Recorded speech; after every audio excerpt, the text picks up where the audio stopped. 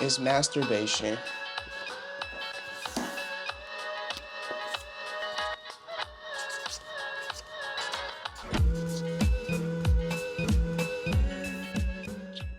Worth it?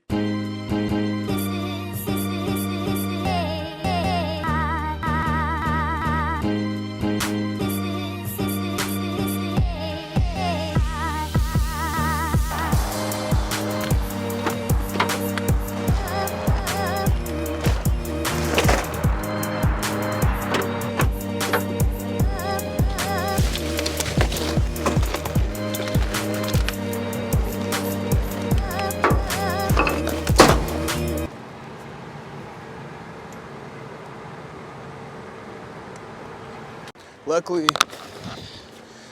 there's one more.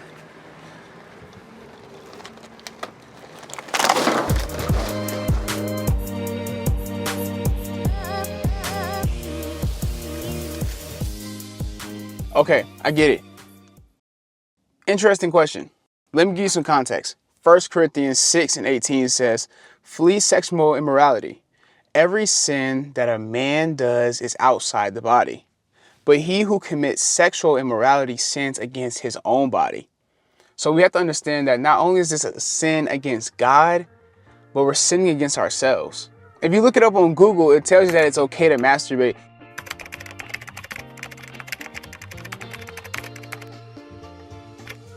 But we have to understand that the world wants you to think that sin is normal and everything in righteousness is crazy. Because we know that the wages of sin is death. Is choosing my left or my right hand actually worth going to hell for?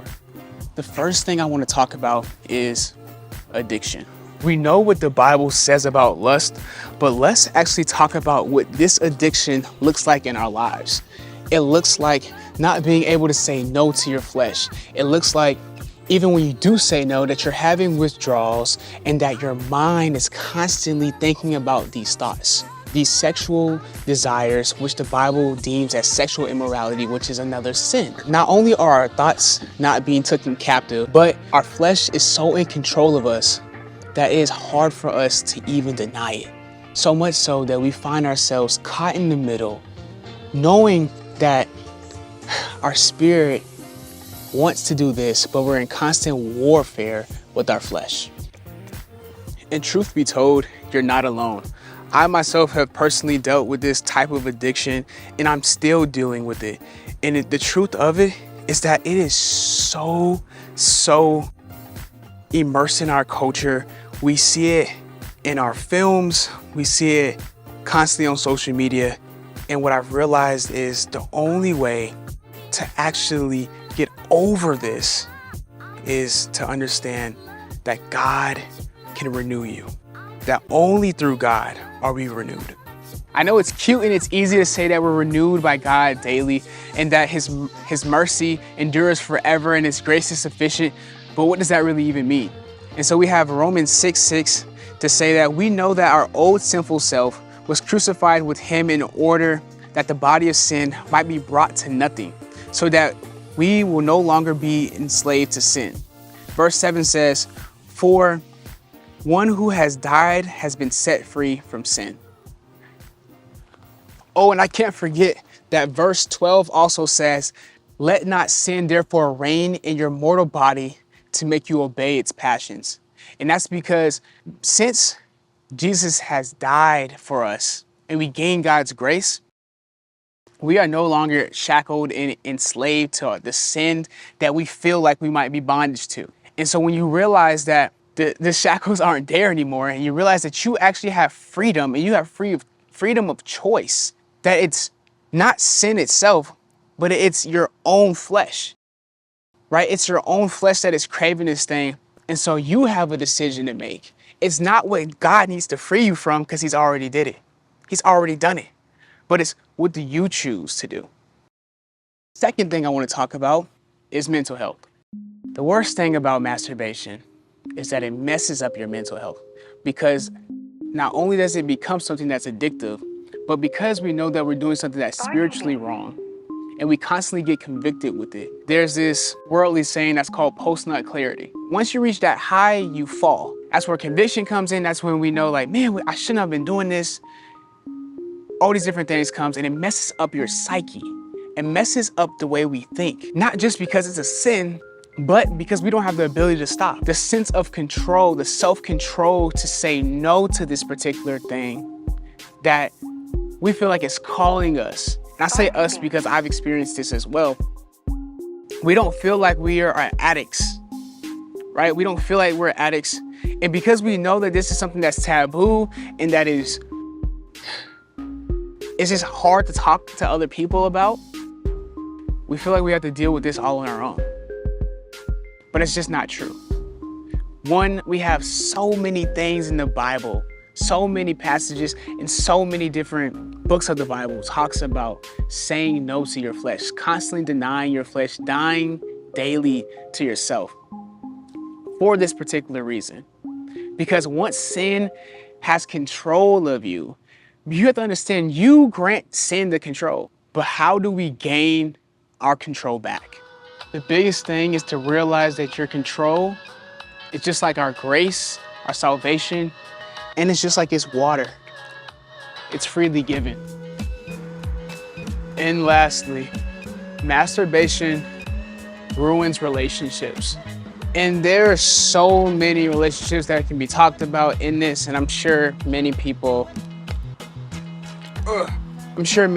have their own thing. But the only relationship that truly matters is the relationship that you have with God.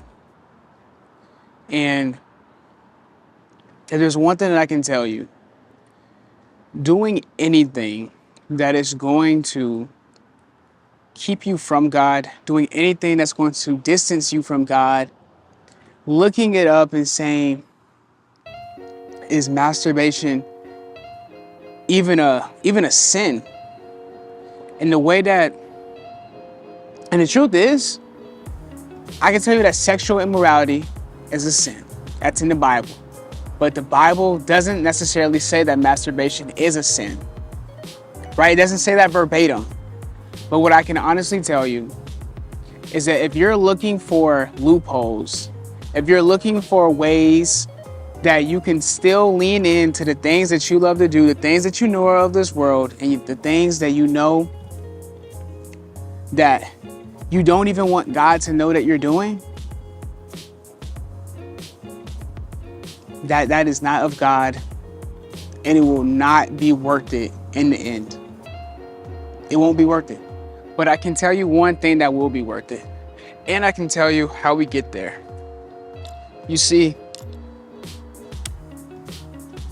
the more you try to teeter the line of sin, the more, let's just say this is the line of sin, the more you try to get close to the line but not actually pass over it, is the more you get closer to the devil and further away from God.